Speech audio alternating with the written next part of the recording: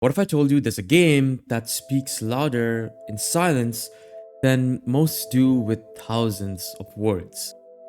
A game with no narration, no audio dialogue, and barely even lines of text.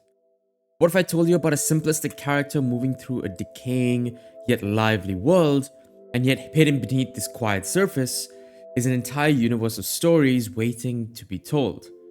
A vast array of lore hidden in plain sight, waiting for you to pay attention. What if I told you that this game, while simple at first, leaves you in a complex soup of thoughts even long after its completion?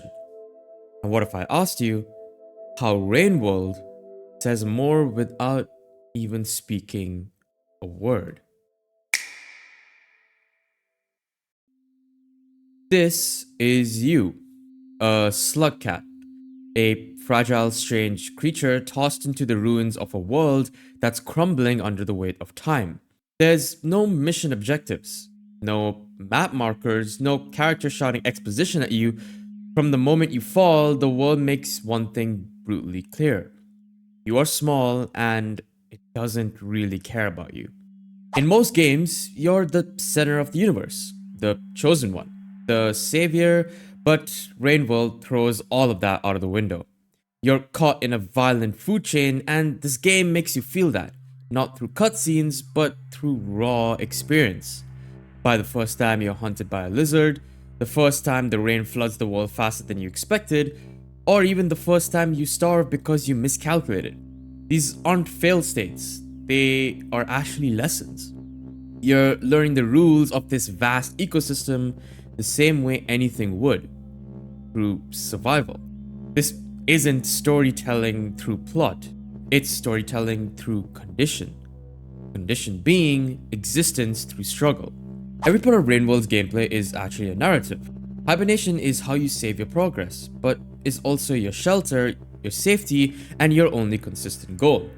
Each cycle is a fight to make it to the next one. You eat not to get stronger, but just to qualify for rest. You learn to fear the rain, not because it's scripted death, but because it feels real. A force that wipes the world clean. Enemies aren't placed for challenge, they roam, they learn, and they also adapt. And because of that, every moment in Rainworld is unpredictable. It's not a game of mastery, it's a game of awareness, instincts, and adaptation. That tension becomes the narrative. Your repeated deaths aren't failures, they're lessons, stories within themselves. You begin to know the landscape like a real animal, which paths are safe, where to find food, and also how to avoid danger. Rainworld is about learning your place in an endless cycle of reincarnation. Depending on how you play this game, you either mindlessly survive running through a decaying world, or rapidly begin to unravel something bigger than yourself. You start to experience a story being told only if you pay attention. Look closely, and the world itself quite literally starts speaking. Every frame feels thick with weight. Distant roars echo through the tunnels, light flickers, shadows crawl. Sometimes nothing happens for even a long time, but that silence feels louder than action. The visuals are lo-fi but richly animated, with a grime to every scene. It feels dirty, broken, and also kind of forgotten. You'll enter vast chambers and feel small, like you've stepped into something sacred or even forbidden. You'll hear a far-off metallic groan and wonder if something enormous is moving just out of sight. The rain isn't just weather too, it's actually a countdown, a mood, and a warning. It adds dread to quite literally every decision.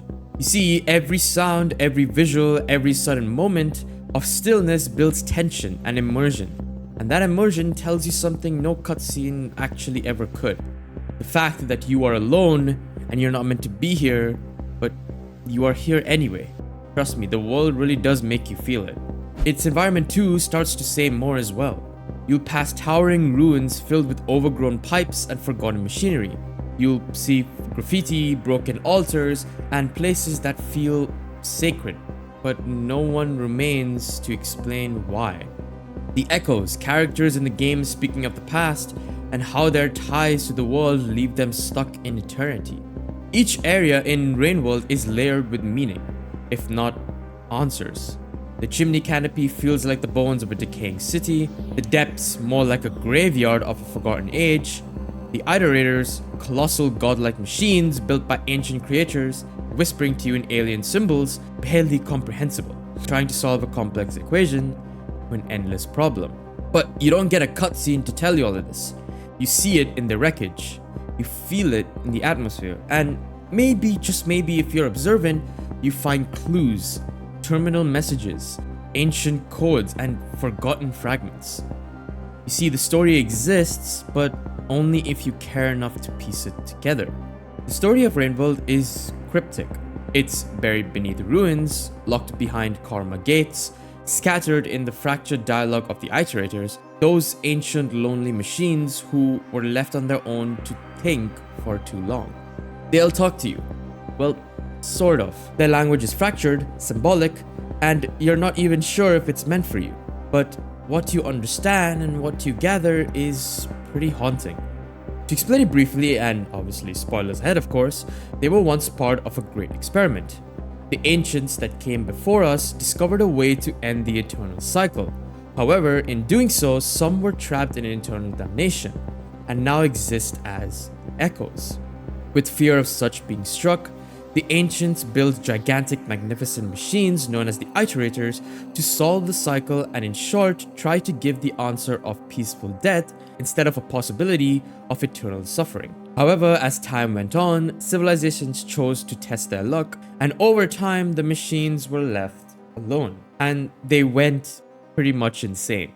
Due to the harsh creators not involving a kill switch, you see the aftermath and you see their suffering, but never through exposition.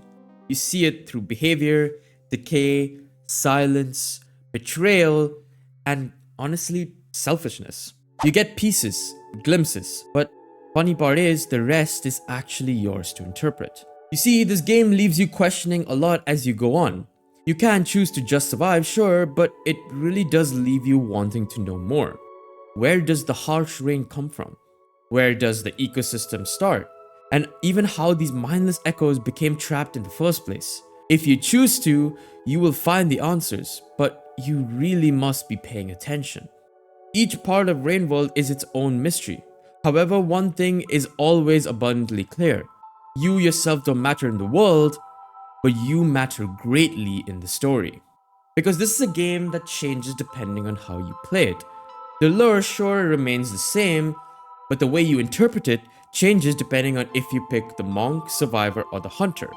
Not necessarily because they give different stories, but because you may experience the same story in a different way, as you're kind of forced to interpret it and play it differently. In a sense, you can kind of imagine it playing it in easy, medium, and hard mode. So depending on such, will be what you see. But what you see in general is something truly beautiful. You see, Rainworld doesn't try to impress you. It doesn't try to entertain you, it just tries to exist and invites you to exist inside of it. And that's why it works. Because it trusts the players that are smart enough and curious enough and, most importantly, human enough to find the story in the cracks. And in a medium oversaturated with noise, that kind of silence hits harder than anything else. Rainworld doesn't need dialogue. It just needs time, space, and you. So, if you want a story that doesn't hold your hand, or a world that dares you to understand it, Rainworld is already waiting for you. The only question is, will you survive long enough to hear what it's actually trying to say?